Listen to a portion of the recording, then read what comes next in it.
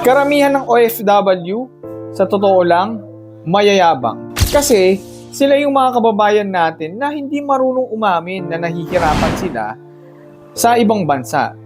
Lalo na sa kanilang pagtatrabaho. Bigay sila ng bigay sa mga kamag-anak nila na kahit wala nang natitira sa kanila, ay bigay pa rin sila ng bigay. Naisip tuloy ng mga kamag-anak nila na okay lang ang buhay nila sa ibang bansa, kaya hingi sila ng hingi sa mga kamag-anak nilang OFW. Ikaw naman si OFW, ay bigay ka ng bigay. Para naman wala silang masabing pangit sa'yo bilang ikaw ay kamag-anak nila. Tapos padala ka ng padala ng mga balikbayang boxes. May chocolate na laman, sapatos, damit, sabon, shampoo, at iba pa. Kahit wala ka nang makain dyan sa ibang bansa, kahit wala ka nang pambili ng sarili mong gamit, lagi mo na lang silang inuuna. Bilang OFW ka, okay lang naman ang magpadala ka sa kamag-anak mo, lalo na kung mahal na mahal mo sila.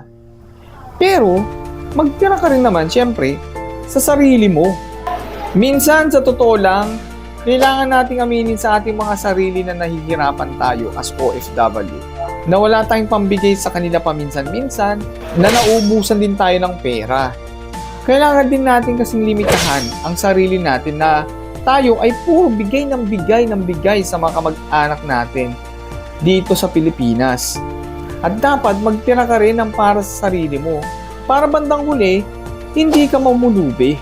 Oo nga kababayan, andyan ka sa ibang bansa para magbigay ng magandang buhay sa pamilya mo. Lalo na kung ikaw yung may asawa na at meron pang anak.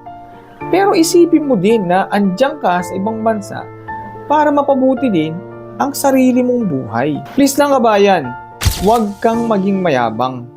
Aminin mo sa sarili mong pinanghihinaan ka din at nahihirapan ka din dyan sa ibang bansa kung saan ka nagtatrabaho.